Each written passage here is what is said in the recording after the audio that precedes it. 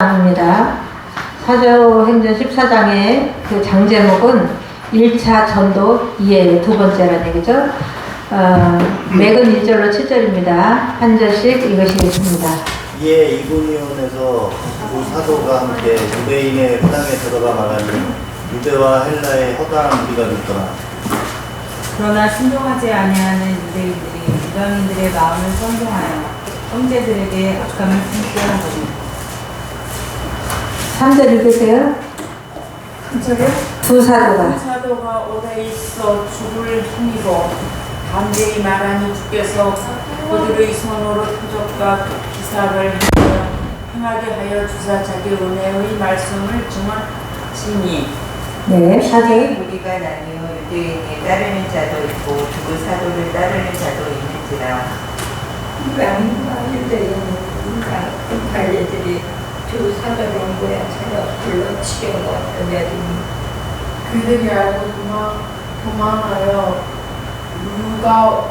누가오냐 무슨 발걸리죠? 스드라와 도메와 그 이방에 가서 거기서 복음을 전하니. 네, 아멘. 거기서 복음을 전하느라. 네.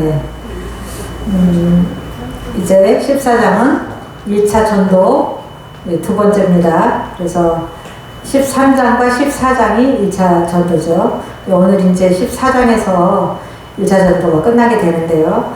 1절에 보니까 이고니온에서 그러니까 두 사도가 함께 여기서 이고니온이라는 데를 가서 전도를 했는데 그 방법이 뭐냐? 함께라는 말이 그 헬라어로 하면은 카타토 아우토인데요. 그 말은 같은 방법으로 했다. 그러니까 이고니온에서 어떻게 전도했는가 보면 알겠죠. 회당에 들어가서 설교했다. 네. 회당 전도를 한 거죠. 그래서 유대인의 회당에 들어가 말하니. 그러니까 함께라는 게 우리가 뭐 오늘 우리 말처럼 같이 가서 뭐 이런 얘기가 아니라 그 방법이 똑같은 방법으로 회당에서 전도했다. 네, 그런 말씀입니다. 그래서 이제 그 결과는 허다한 무리가 믿더라. 그 이고니온의 해당 전도가 성과가 좋았다. 그런 말씀이죠. 2절에는 그러나 순종하지 아니하는, 항상 그러나가 문제죠. 순종하지 아니하는 유대인들이, 그러니까 적대적 복음 거부예요. 그래서 이방인들의 마음을 그 선동하여 형제들에게 악감을 품게 하거든요. 네, 그래서 은혜를 받았으면 서로 나도 은혜 받았다 이러면 참 좋은데 또 다른 부류가 있었다. 그 사람들은 유대인들이었다. 3절에 두 사도가 오래 있어 주를 힘입어. 그러니까 성령의 능력과 사도적 권위를 여기서 이제 주를 힘입어라는 뜻이 그겁니다. 그래서 담대히 말하니. 그렇게 뭐 좋아하는 사람도 있고 반대하는 사람도 있지만 주님의 능력을 힘입어서 힘있게 전도를 계속했다. 그런 말이죠. 담대히 말하니 주께서 그들의 손으로 표적과 기사를 행하게 하여 주사. 네, 이적을 행했다는 얘기죠. 자기의 은혜의 말씀을 증언하시니. 여기서 표적과 기사는 복음이 참임을 증언해주는 그런 보증이죠. 그래서 복음을 전했는데 아무 일도 안 일어나요. 그러면은 뭘로 우리는 세상의 신하고 다르다라는 그 살아계신 하나님을 믿는다라는 증빙을 해줄 수가 없잖아요. 그래서 하나님이 표적과 기사를 일으켜 주셨다. 그래서 그 시내의 무리가 나뉘어 유대인을 따르는 자도 있고 두 사도를 따르는 자도 있는지라. 표적과 기사가 일어나니까 이거 참 신기한 교다 이래가지고 예수를 믿은 사람들도 있고 그렇지 않은 사람도 있었다. 5절에 이방인과 유대인과 그 관리들이, 이거는요 회당장들과 그 관리들이에요. 항상 이 유대교의 지도자들이 항상 문제였죠. 두 사도를 모욕하여 돌로 치려고 달려들었다. 그러니까 신성모독자나 우상을 섬기는 자나 성범죄자 등은 율법에 죽이기로 되어 있거든요. 돌로 쳐 죽이기로. 그런데 지금 이제 신성모독자로 몰아서 죽이려고 하는 거예요. 예수님도 신성모독으로 몰았다가 로마인들한테는 먹히지가 않았죠. 신성모독으로 로마인들이 사람을 죽이지는 않으니까요. 그러니까 나중에는 뭐라 그래요? 내란을 일으켰다 이래가지고 이제 예수님을 이제 결국은 십자가 못 박았잖아요. 그런 것처럼 6절에 그들이 알고 도망하여 무모한 충돌을 피해 선교지를 옮긴 거죠. 지난번에도 말씀드렸지만 이 동네에서 핍박하면 저 동네로 가라. 계속 그곳에서 미련하게 하는 것이 아니라 그 여러 동네를 다 가기 전에 주님이 오시겠다 말씀하셨잖아요. 마태복음에 그 제자의 도에서 이렇게 말씀해 주셨죠. 그 제자 도대로 지금 이렇게 살아가고 있습니다. 그 다음에 누가오니아의 부성, 그러니까 소아시아의 중남부 지방이죠. 루스드라와 더베와 그 근방으로 가서 이제 복음을 전했다, 옮겼다 그런 말이죠. 그래서 또 30km 정도 떨어진 그런 데 가서 전도를 하는데 이 더베는 1차 전도의 종착지예요. 거기서 끝내요. 1차 전도는.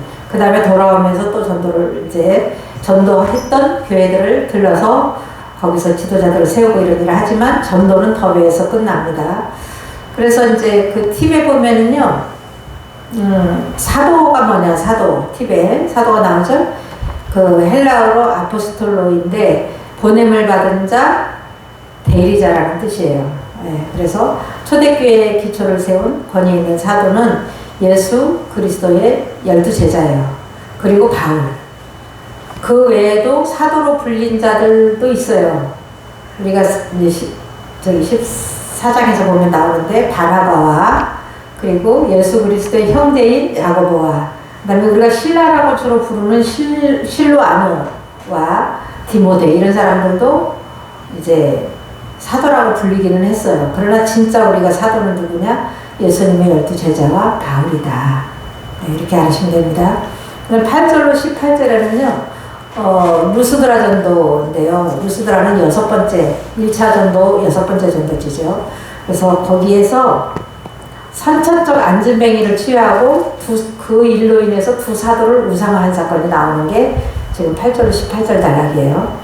안진뱅이를 이제 소개하는데요. 선천적 장애인이라는 거죠. 루스드라에 발을 쓰지 못하는 한 사람이 앉아 있는데 남에서 걷지 못하게 되어 걸어본 적이 없는 자라. 누가가 이게 의사 출신이잖아요. 그러니까 표현을 참 이게 잘한 것 같아요. 그냥 뭐 걸은 적이 없다, 뭐 못 걷는다 이렇게 하는 게 아니라 아주 적나라하게 이렇게 기록을 잘했습니다. 그 다음에 이제 9절에는요, 안진뱅이의 믿음을 바울이 이렇게 보게 되는 그런 내용인데요. 치유받을 믿음을 발견하게 돼요, 바울이. 그래서 우리가 뭐를 고침받으려면 무슨 믿음이 있어야 될까요? 치유받을 믿음이 있어야 되죠. 공부 잘하고 싶으면 공부 잘하는 거에 대한 하나님이 그렇게 해주실 거다라는 믿음이 있어야 되는 거죠. 그래서 바울이 말하는 것을 듣거늘 안진뱅이가 이제 바울이 설교하는 그 복음을 경청합니다. 바울이 주목하여 구원받을 만한 믿음이에요. 여기서는 병 고치는 믿음이죠. 이 사람은 지금 병만 고쳐주면은 큰 구원을 받는 거죠. 근데 영육간의 구원을 말해요.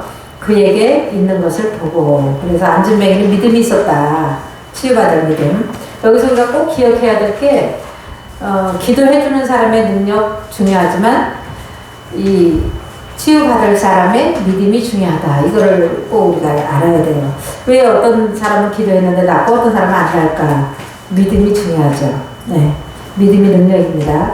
그래서 이제 10절에 보니까 안진뱅이 치유인데요. 즉시 걸어요. 즉시. 네. 그래서 10절에 큰 소리로 이르되 내 발로 바로 일어서라 하니.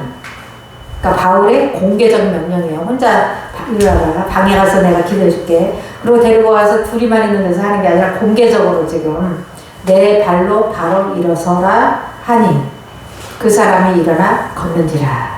그러니까 영과 육의 구원을 말합니다. 그래서 완전히 걷게 되었다는 이런 사건이죠. 그래서 여기서 이제 물론 예수 이름으로 했겠죠. 그런데 이제 이렇게 짤막하게 기록했는데요. 그 3장에서 베드로의 사역과 흡사하죠. 이렇게 사도행전의 기도는 대부분 이래요. 권세를 쓰는 기도. 사도행전을 쭉 읽으면은 그 권세를 쓰는 기도가 많이 나오는데 예수 이름의 권세를 쓰는 거예요. 내 발로 바로 일어서라 하니. 이래가지고 치유되겠어요, 원래. 그냥 하나님께 무릎을 꿇고, 불쌍한 영혼입니다. 구원하여 주시옵소서. 다리에 힘이 들어가고, 일어서게 하여 주시옵소서. 막 이렇게 보통 우리는 그런 기도를 하잖아요.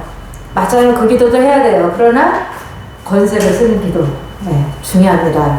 그래서 우리 성경적으로 하면 되는 거죠. 그래서, 우리도 오늘날 이렇게 해야 된다고 저는 믿습니다.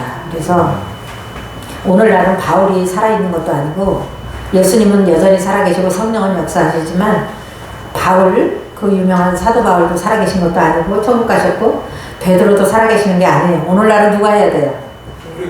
내가 해야 돼, 내가.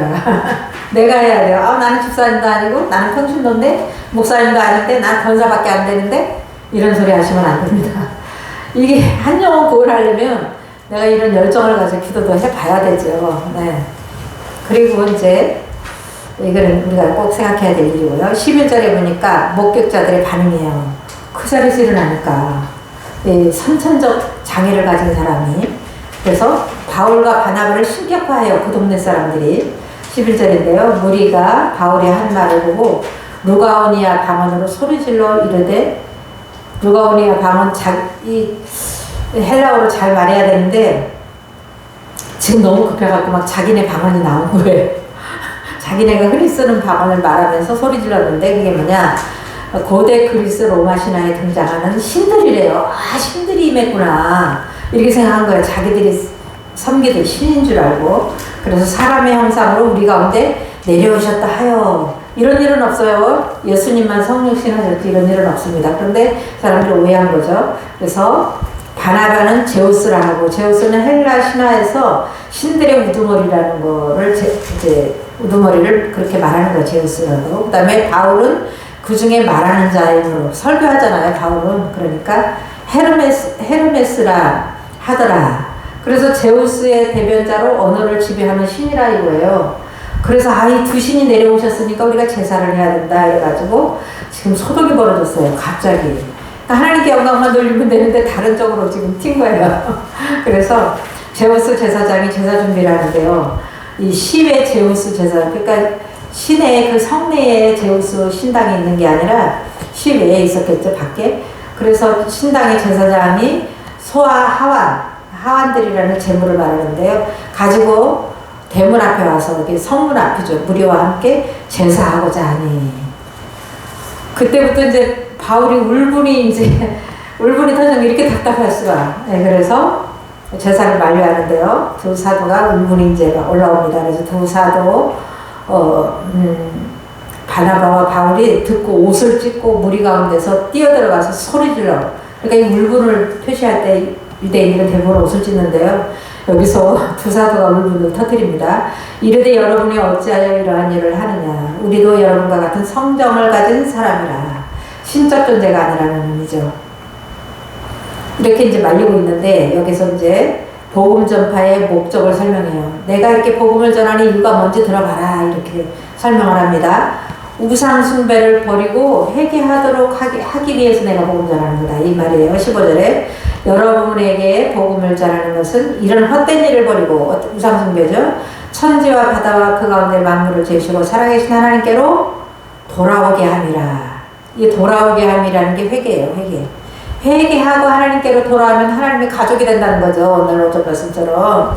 네, 그런데 지금 이 사람들은 단지 우상 섬기는 방법밖에 몰랐기 때문에 신이라고 착각을 해가지고 지금 이렇게 합니다.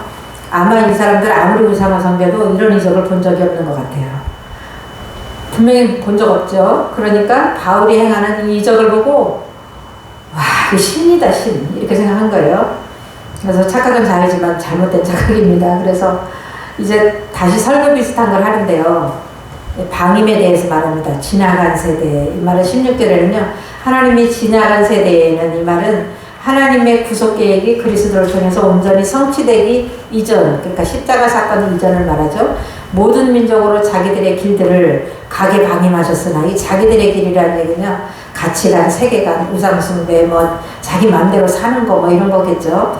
네, 그래서 방임하셨다. 그냥 버려두셨다는 거예요. 간섭하지 않으시고. 17장 30절에는 뭐라고 나오냐면 같은 말인데 알지 못하던 시대에는 지금 요 본절에서는 지나간 세대에는 그러는데 알지 못하던 세대 하나님이 강가하셨거니와 이렇게 나옵니다. 그래서 그냥 버려두셨다는 거예요.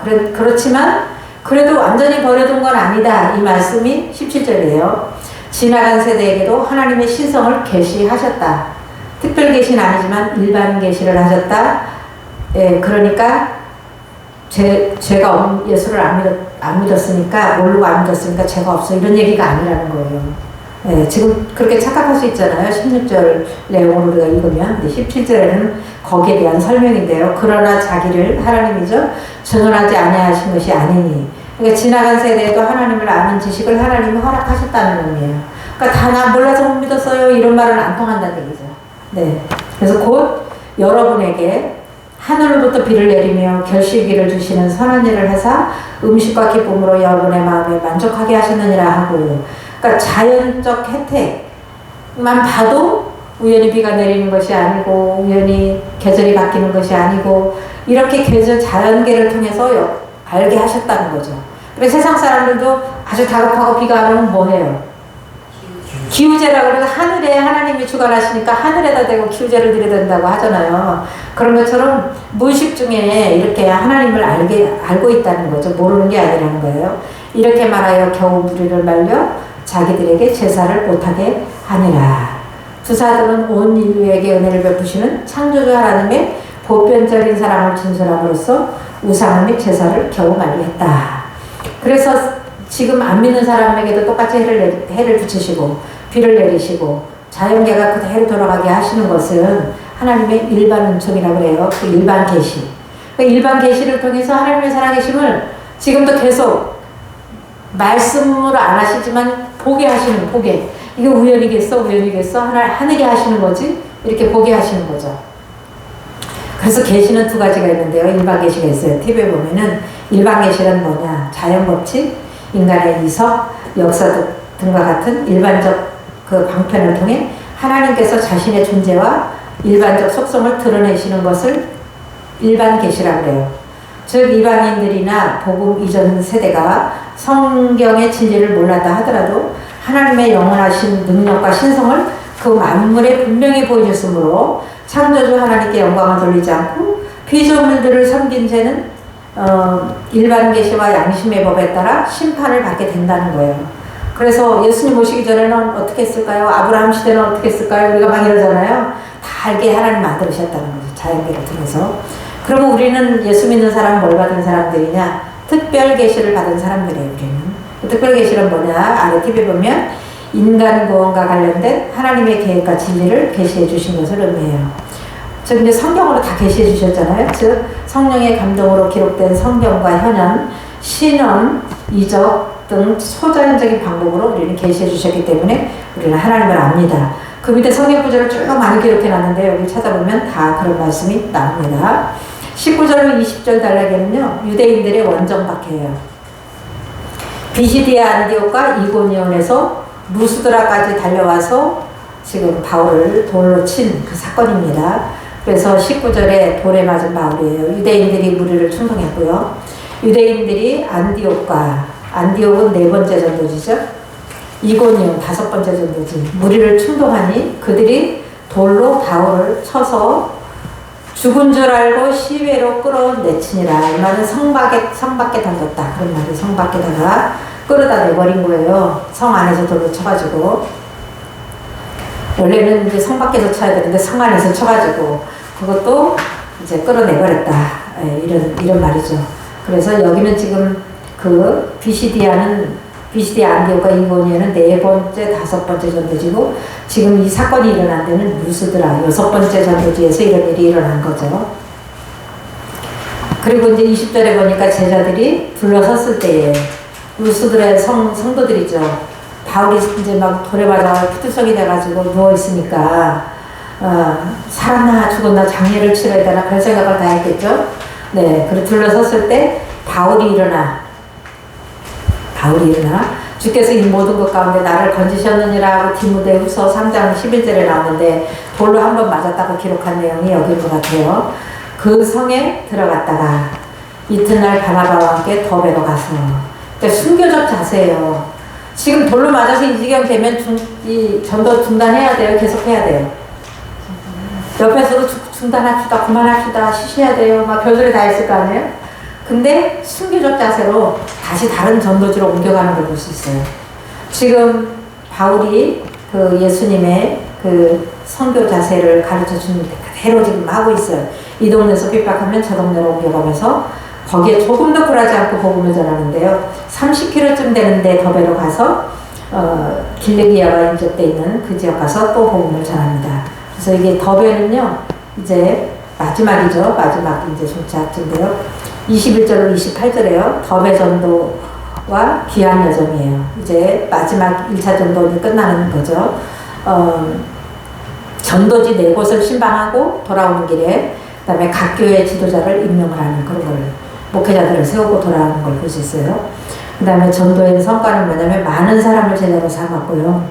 복음을 그 성에서 더베는 가이우의 출신지예요. 20장 4절에 나오는 복음을 전하여 많은 사람을 제자로 삼고 그러니까 더베는 1차 전도 여행의 종료지다.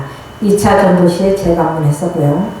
귀한 여정은 뭐 하냐 신방도 하고 귀환도 하는 그 과정이에요. 그래서 거꾸로 이제 돌아가는 거죠. 그래서 루스드라에서 이고니온과 안디옥으로 돌아가서 그럼 이 세 곳밖에 안 나왔잖아요. 24절에 버가가 나와 있어요.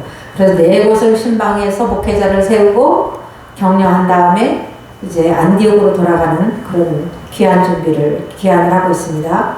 근데 귀환을 할 때 격려를 하는데 22절이에요. 제자들의 마음을 굳게 하여 이건 강하게 하다 안정시키다의 뜻인데요. 이 믿음에 머물러 있으라 권하고 핍박 중에도 인내하라는 격려예요.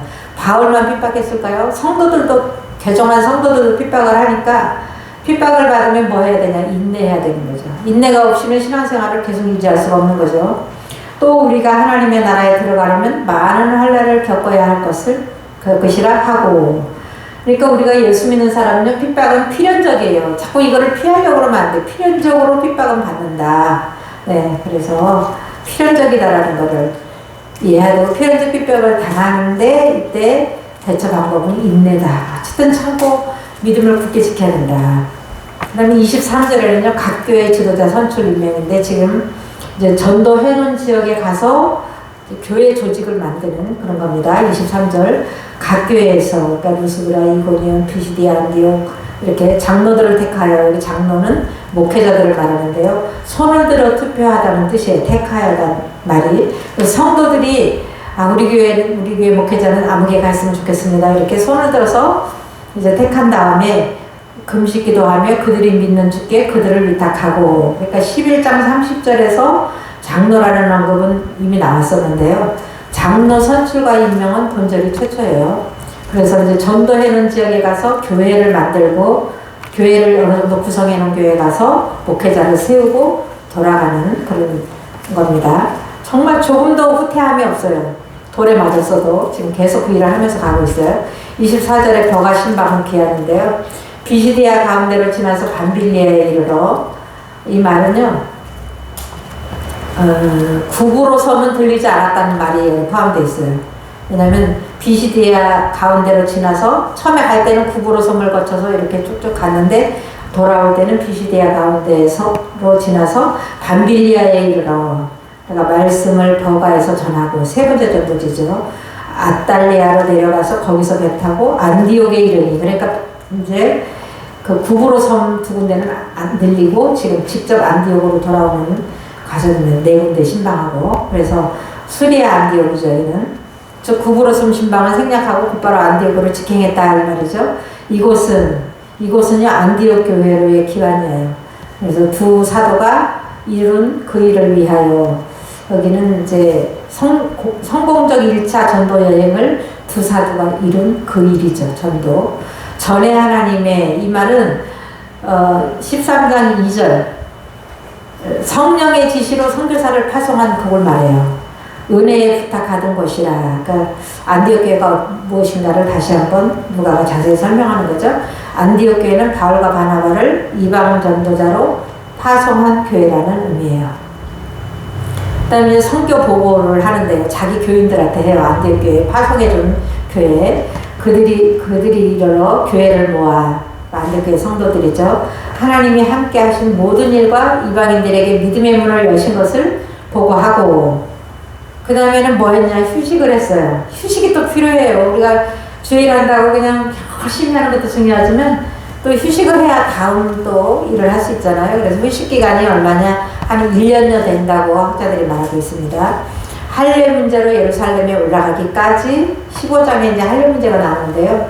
이 할례 문제로 예루살렘에 올라가기까지 1년여를 쉬고 다시 2차 전도를 하는 것을 볼 수 있습니다. 그래서 할례 예루살렘 교회에서 안디옥 교회로 또 유대인들이 또 와가지고 유대인 성도들이 와가지고 하는 말이 아직 개화가 다 안 됐어요. 유대인 성도들이. 그래서 뭐라 그러냐면 할례를 받아야 돼. 예수를 믿어도. 또 이런 소리 하니까 교회가 또 막 힘나잖아요. 그러니까 이제 예루살렘에 올라갑니다. 올라가서 그 문제를 해결하는 그런 내용이 15장 1절 5절에 나오는데요. 제자들과 함께 오래 있으니라 이 말이 한 1년 동안 쉬면서 안디옥 교회를 섬겼다 이런 뜻이겠죠. 그래서 팁에 보면은 1차 전도 여행 기간은 대략 2년이에요. 바울과 바나바의 1차 전도 여행은 AD 47년에서 49년까지.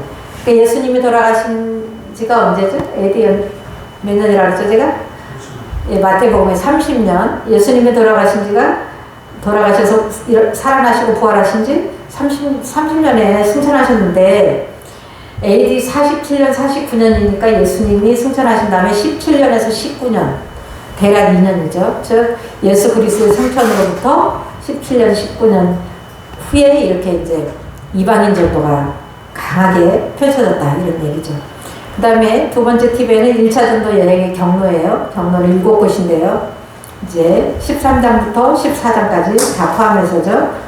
구브로 섬에 있는 살라미, 구브로 섬에 있는 바보, 버가, 비시디아, 안디옥. 안디옥이 여기 2번 나온다 그랬죠. 파송한 교회도 안디옥, 비시디아 안디옥은 전도한 교회죠. 전도한 곳이고요. 이고니온, 누스드라, 더베 이렇게 7곳을 전도했다. 그 다음에 1차 전도 여행의 기한 여정은 공부했듯이 신방되고 각 교회 지도자 선출, 임명, 권면 이렇게 쭉 나옵니다.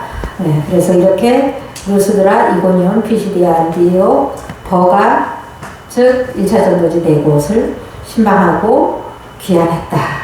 그래서 이제 1차 전도는 끝났습니다. 그래서 조금 이렇게 복잡한 것 같지만 아무튼 2차 전도는 7곳이다. 그 다음에 성공적이었다. 그래도 성공적이었다. 왜냐하면 이방인 전도, 이방인은 오늘 오전에 목사님도 말씀하셨지만 이방인들은 구원에서 완전히 제외된 줄 알았잖아요. 근데 유대인들의 생각이지 하나님의 마음은 그게 아니라 온 세계 인류를 구원하시는 것이 하나님 뜻이었기 때문에 그것을 알고 바울과 바나바를 파송해서 성령이 지시하셨죠. 성령의 지시로 파송해서 지금 1차 전도를 마무리했습니다. 다음 주부터는 이제 2차 전도 15장을 하겠습니다. 기도하고 마치겠습니다. 아버지 감사합니다.